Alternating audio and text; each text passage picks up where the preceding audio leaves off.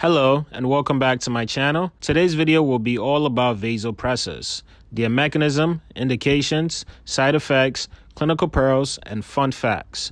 If you love these short clinical videos that get straight to the point using images and animations to break down the information to its simplest form for you to understand, then make sure to hit the like button. And also subscribe to my TikTok. I just made this and I'm trying to get my followers up. I'm going to be posting daily short clinical videos there, so make sure to check it out. Thank you. Now, the term vasopressor can be broken down into two parts, vaso and pressor. Vaso refers to the vasculature or blood vessels, and pressor means constriction of these blood vessels. So drugs called vasopressors are simply drugs that cause vasoconstriction. Now, when the blood vessels constrict, it results in elevated blood pressure. Based off this, it makes sense why we use vasopressors in conditions with low blood pressure, such as shock. So shock is a life-threatening condition that occurs due to a reduced blood flow to organs, leading to hypoxia, which is a lack of oxygen for these vital organs. Signs and symptoms include hypotension, altered mental status, rapid breathing, and reduced urine outputs. The one that we will focus on in this video is the low blood pressure, and this can be fixed by using vasopressors. But wait, there are different types of shocks, so we need to learn about the different types and why it's appropriate to use vasopressors. The four types of shock are distributive, hypovolemic, cardiogenic, and obstructive shock. I will not discuss these in detail, but instead provide a brief synopsis just for general understanding. Distributive shock is also known as vasodilatory shock, characterized by systemic vasodilation, commonly caused by sepsis or an anaphylactic reaction. When this occurs, it decreases the peripheral vascular resistance. Think of the peripheral vascular resistance as blood flowing through a vessel and things are restricting the flow.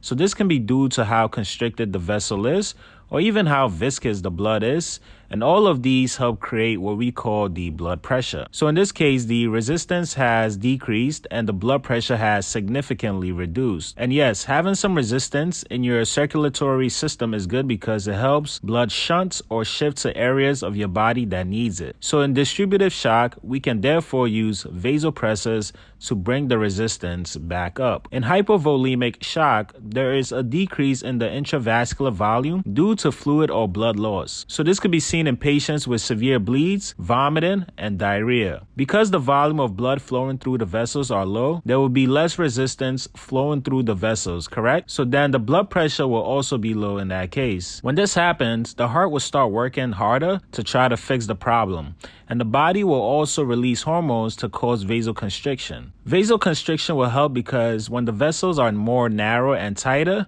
then even when the blood volume is low, there will still be some kind of resistance.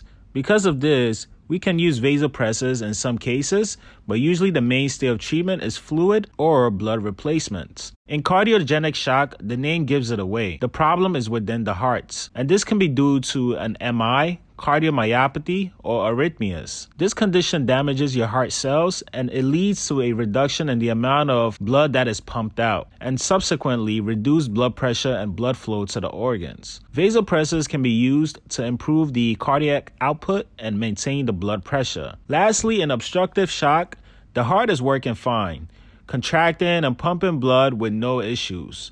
But there is an obstruction that leads to a reduction of the amount of blood going into or out of the heart. And this is due to what we call extra cardiac factors, such as a pulmonary embolism. Because of this, there will be a decreased amount of blood that the heart pumps out. Vasopressors play a role in the management of obstructive shock. It's not fixing the underlying problem, which is removing the obstruction. Instead, it's making the body feel like there is not a decreased cardiac output and all of the organs are getting enough blood. So as you can see, vasopressors play a role in the management of all types of shock. But all vasopressors are not created the same, and we will see why very soon. But first, here are examples of common vasopressors: norepinephrine, epinephrine, vasopressin, dopamine, phenylephrine, and dobutamine. Before we learn more about these agents and their similarities and differences, we need to discuss the general mechanism of how vasopressors work. So in general, vasopressors cause vasoconstriction. This leads to an increase in the systemic vascular resistance, which will result in an increase in the mean arterial pressure. Just to recap, the term systemic vascular resistance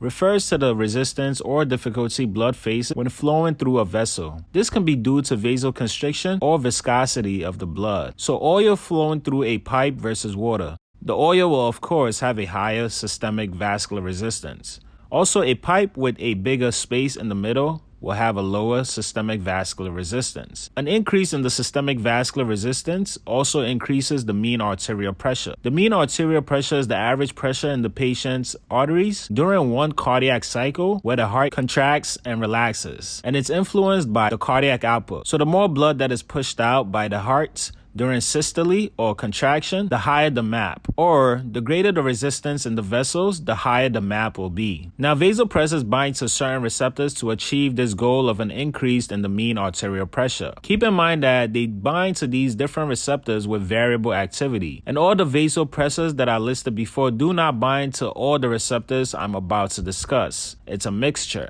Alpha-1 receptor leads to vasoconstriction. Binding of the beta-1 leads to increased heart rates and cardiac outputs. Beta-2 causes vasodilation in the periphery. And then we also have vasopressin 1, which leads to vasoconstriction, and vasopressin 2, which causes the kidney to act as an antidiuretic. The vasopressors previously listed binds to these receptors as agonists. First is phenylephrine, and is the only true alpha receptor agonist with no activity against the other receptors listed. Epinephrine binds to alpha and beta receptors with equivocal activity. It increases the systemic vascular resistance, heart rates, and cardiac outputs. Norepinephrine also binds to the alpha and beta receptors, but compared to epinephrine, it has more alpha receptor activity. Dopamine binds to alpha, beta, and dopamine receptors. At any given dose, it binds to the dopamine 1 receptor, which has no effect on the management of shock. But at 5 micrograms per kilogram per minute or greater, you get more beta and alpha activity, and that's where the efficacy is seen in shock. Dobutamine has a greater activity on beta 1 than beta 2 and then alpha. It's good at increasing the heart rates and cardiac outputs with minimal effects on the vessels. And finally, we have vasopressin, which only has activity on vasopressin receptors and can cause vasoconstriction and help maintain the intravascular volume, but no effects on the heart rates and cardiac outputs. As you can see, the vasopressors vary in the receptors they bind and also the activity on the receptors they have in common. So with this knowledge, we can revisit this scene. Now, we could list specific vasopressors that are preferred depending on the type of shock. For distributive shock that is related to sepsis, the go-to is norepinephrine, and phenylephrine can be used when tachyarrhythmias preclude use of norepinephrine. For distributive shock related to anaphylactic reaction, epinephrine is preferred. The mainstay of treatment for hypovolemic shock is volume resuscitation. So if the patient loses blood, give them blood. If they lose water, give them some isotonic fluids. The use of vasopressors is controversial due to mixed data on its mortality benefits. Overall, they come in play when the volume resuscitation is not maintaining the appropriate blood pressure. In this case, you would use norepinephrine and vasopressin. In cardiogenic shock, the goal of medical management is to restore the cardiac outputs. So we could use certain vasopressors that improve the heart contractility so it could pump the blood out. So norepinephrine and dobutamine are the ones commonly used. In obstructive shock, whatever is obstructing the circulation needs to be removed and then fluids are given. If the shock persists, then norepinephrine can be initiated, and if the patient becomes refractory, then you can add vasopressin. Now, with any other medications, for the vasopressors, you must also consider some side effects. For the medications that have beta stimulation, tachycardia can occur, which can lead to arrhythmias. Bradycardia is also seen with some vasopressors, notably norepinephrine and phenylephrine. So due to the increase in the blood pressure that is caused by these agents, reflex bradycardia kicks in to reduce the blood pressure and cardiac outputs. Vasopressors with significant alpha-1 activity cause vasoconstriction. Although this helps to increase the blood pressure, it can actually reduce the amount of blood reaching certain parts of the body, like the kidneys, intestines, and the feet. This is a serious side effect that can lead to amputation of the leg. Patients may present with pain in the abdomen area, in the feet, and other limbs. Lastly, extravasation. This is the unintentional leakage of something from the vein into the surrounding tissue. This something can be a medication, blood, or fluid. In this case, it's a medication, the vasopressors. The vasopressors are vesicants. Vesicants are substances that can cause severe irritation and necrosis after it leaks into the tissues. This can lead to irreversible damage. It is crucial to prevent extravasations in general from happening, but even more imperative when the thing that's extravasating is a vesicant medication. As a pharmacist, we are not the ones inserting the IV line, so it's difficult to help prevent extravasations, but what we could do is make sure that the vasopressors are being infused through a central line. And this should be available to see in the medication order, or you can ask the medical team also. It's okay for it to be administered through a peripheral line until the central access is obtained. Do not delay therapy waiting for the central line. Ensure that every unit where vesicants are administered have an extravasation kit stored there. This is a kit that contains several medications used to manage extravasation. For example, phentolamine, which is used for vasopressor extravasation. Lastly, some clinical pearls and other important facts. The medication dose and specifically titration of the dose. Very important because the patient is receiving a medication that acts fast and increases their blood pressure and also the heart rate. So we must make sure that the dose is appropriate and tolerable. Orders from the physician should include parameters to titrate related to the blood pressure and also the mean arterial pressure. Next, dobutamine is used in cardiac stress testing when the patient cannot exercise. Dobutamine is given in this case since it stimulates the heart in a similar way as exercising. This test helps identify how well the patient tolerates activity and the likelihood of any cardiac diseases. Next, it is recommended to give IV fluids prior to vasopressors when there is a suspicion of depleted intravascular volume associated with the shock. And that's because vasoconstriction before adequate intravascular volume can actually impair organ perfusion. Now, in terms of the onset of action, the order is as follows. The fastest onset starts with epinephrine, phenylephrine, then norepinephrine, then dopamine, and then vasopressin. Lastly, use vasopressors with caution in patients taking monoamine oxidase inhibitors, including linezolid. This is due to the risk of severe prolonged hypertension, so you must reduce the initial vasopressor dose and carefully titrate.